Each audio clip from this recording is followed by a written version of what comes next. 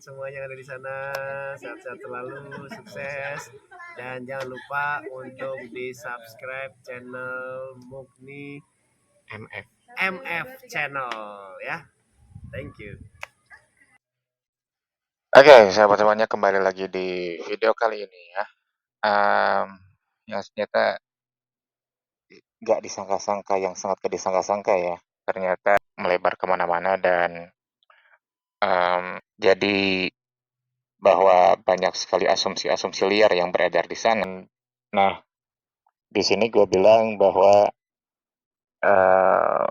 ini adalah yang jelas ini adalah tragedi, suatu tragedi, dan mungkin ini adalah satu dari beberapa yang sekian banyak kasus yang ada di negeri ini ya.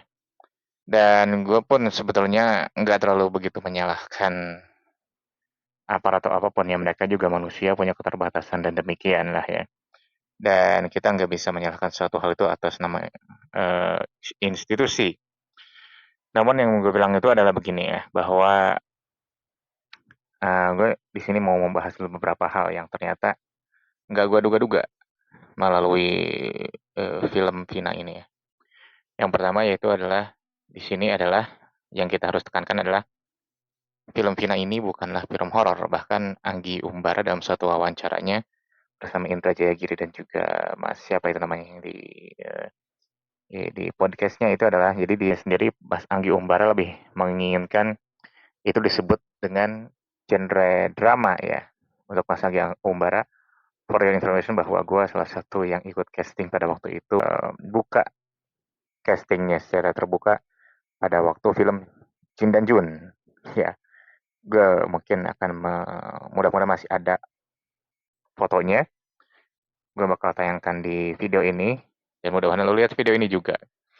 Jadi bahwa ini adalah film dokumenter yang dihororkan karena suatu dan lain hal, karena memang suatu keperluan dramatisasi, dan bahkan sudah ada disclaimernya pada waktu sebelum kita menonton, kalau buat lo yang udah menonton ya.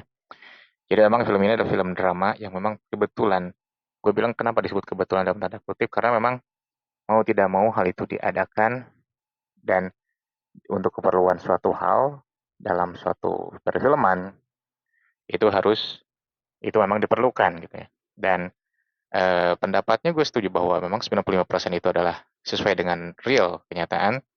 Adapun pada waktu ada adegan ya arwah almarhumah itu menghantui pelaku, itu karena memang visualisasi dari mungkin secara psikis pelaku tersebut dihantui rasa bersalah. Karena sejujurnya gini ya, bahwa ya katakanlah kasarnya, seburuk-buruknya manusia, sebetulnya dia punya rasa bersalah.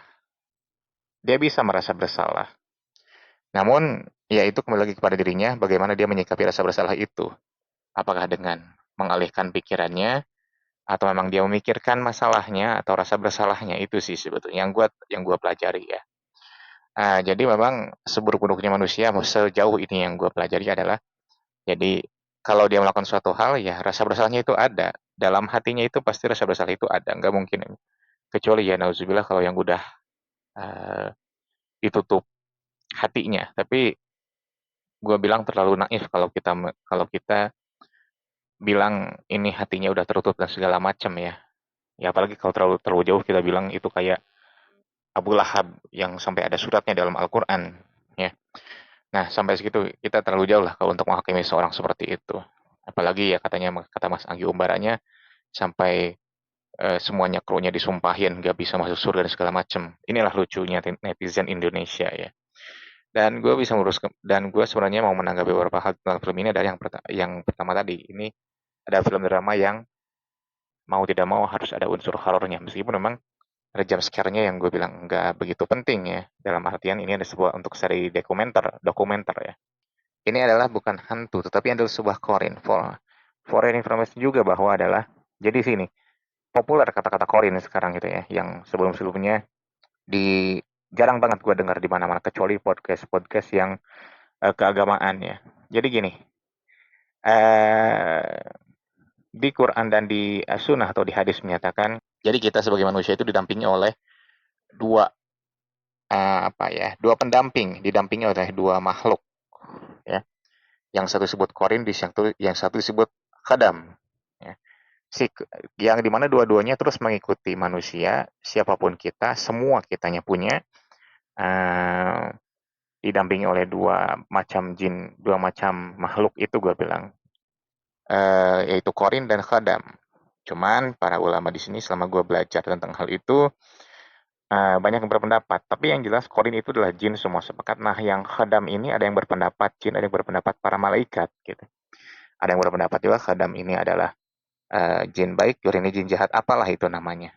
Tapi yang jelas kita memang didampingi dua makhluk Tuhan, dua makhluk Allah ya. Kalau dalam kepercayaan gue Islam, yaitu korin dan khadam. Cuman yang lebih populernya adalah istilah korinnya. Gue bilang it's okay, nggak masalah. Yang jelas memang kita didampingi oleh makhluk tersebut gitu ya. Nah, ini yang muncul adalah jin korinnya yang mendampingi oleh almarhumah gitu ya, yang masuk. Bisa nggak sih seperti itu?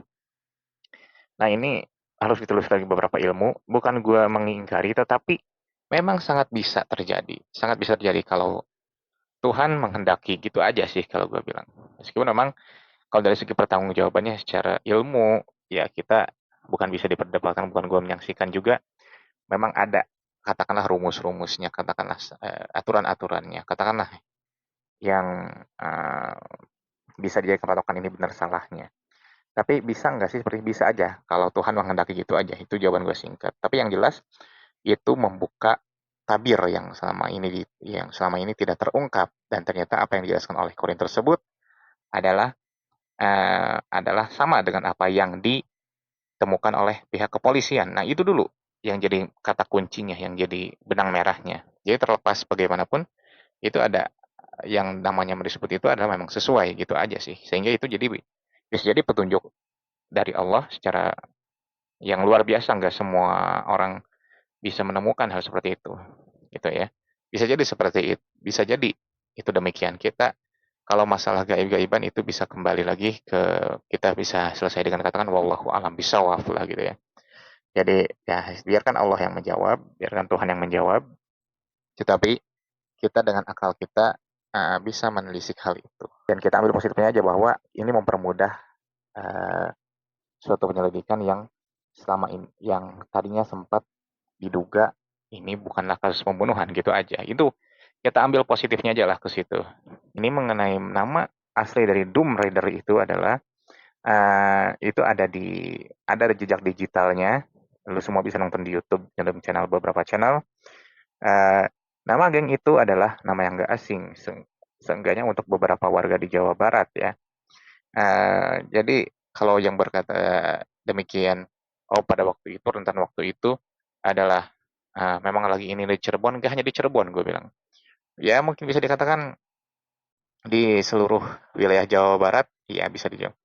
Di daerah gue di Sumedang itu gue jelaskan di video sebelumnya adalah sampai gue harus diungsikan ke kota Bandung waktu itu. Karena ya pertanyaannya apakah ke kota Bandung enggak kayak gitu ya, sebetulnya ya ada juga. Tapi seenggaknya itu kota besar, kita bisa memilih di mana. Dan kecenderungannya ini yang selalu ada asumsi gini ya, kalau di perkampungan kayak gini, apalagi di kota besar, tapi pengalaman gue di kota besar itu karena lebih heterogen, jadi kita pun bisa memilih di mana lingkungan-lingkungan yang baik dan lingkungan yang buruk gitu ya. Nah, gue sampai diungsikan ke Bandung pada waktu itu. Dan masalah nama dengan ya geng motor tersebut memang masih terkenal sampai sekarang. Ibaratnya mereka masih eksis sampai sekarang gitu ya. Gue hanya bisa berkata demikian.